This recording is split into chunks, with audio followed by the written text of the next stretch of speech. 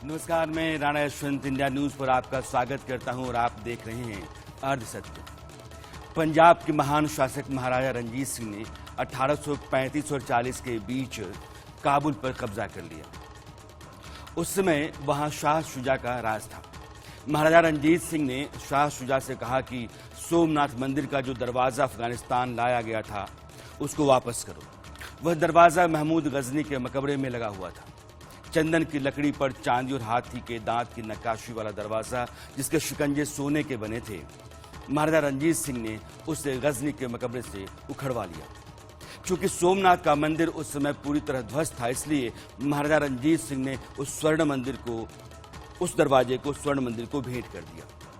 सोमनाथ मंदिर का वह दरवाजा गोल्डन टेम्पल में दरबार साहब की ड्योढ़ी पर लगा हुआ है।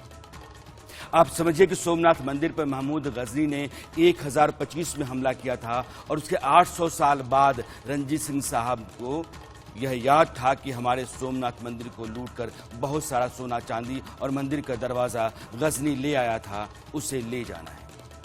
वे पढ़े लिखे भी नहीं थे। तब देश के अधिकतम हिस्सों पर अंग्रेजों का शासन था, मगर भारत राष्ट्र का बोध रंजीत सिंह समझिए कितना रखते थे कि गजनी के मकबरे में सोमनाथ का दरवाजा, खिड़कियां उनको देश का अपमान लग रहा था और उन्होंने सब वापस मंगवा लिया।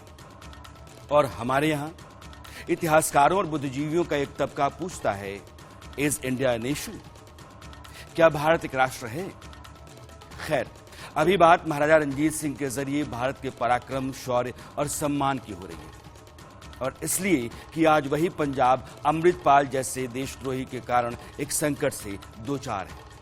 महाराजा रंजीत सिंह ने न सिर्फ सोमनाथ मंदिर से लूटे हुए सोना, चांदी, हीरे, जवाहरात वहां भिजवाए, बल्कि सिख जनरलों ने अहमद शाह अब्दाली के वक्त जो मथुरा, वृंदावन से हीरे, जवाहरात, मूर्तियां वगैरह लूटे गए थे, उन सब को छीनकर वृंदावन और मथुरा के मंदिरों में सही सलामत पहुंचाया। जो काम भारत का कोई राजा 800 साल में नहीं कर सका, वह महाराजा रंजीत सिंह ने किया। उन्होंने 1853 में काशी विश्वनाथ मंदिर के शिखर पर 22 टन का सोना मढ़वाया।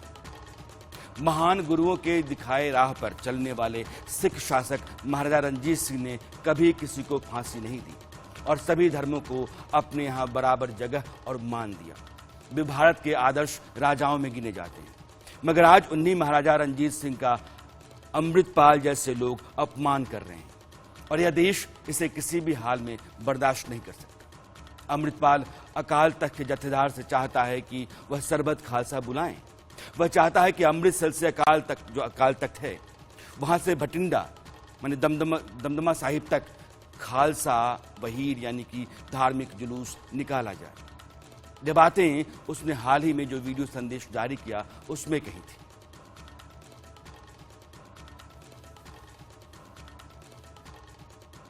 इस मसले के उत्ते बहुत सख्त स्टैंड लेना चाहिए।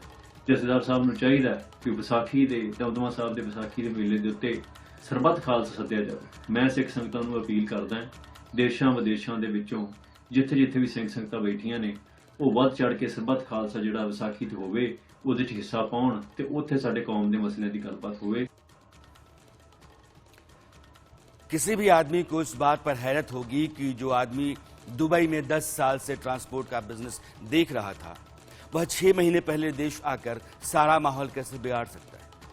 आज मैं आपको यह बताना चाहता हूं कि जिस महाराजा रंजीत सिंह ने भारत के सम्मान, स्वाभिमान की खातिर अफगानिस्तान के खिलाफ भयानक जंगें लड़ी, जिस पंजाब में गुरुओं ने सिख धर्म की बुनियाद रखी, सत्य, साहस, स्वाभिमान, शुचिता और मानवता की राह पर चलने वाले लोग खड़ा किए, आज उसी महान परंपरा को अमृतपाल अपने पाखंड से कैसे कलंकित कर रहा है।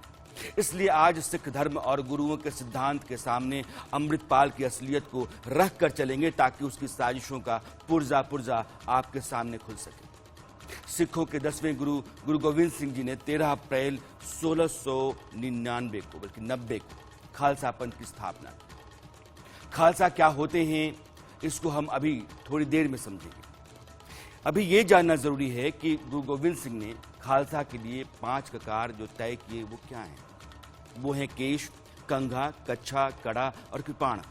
कच्छा का मतलब नियम, संयम, मर्यादा का जीवन।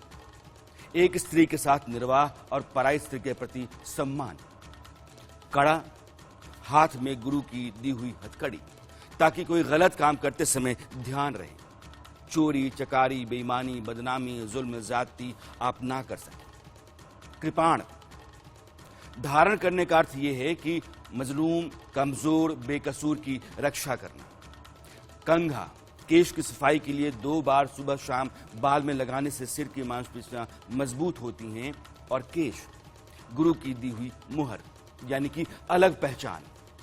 इन 5 ककार पर चलने वाला खालसा कहलाता है। खालिस, शुद्ध, इसका मतलब ये होता है। अब इस आधार पर अमृतपाल को आप नाप तौल करके देखिए।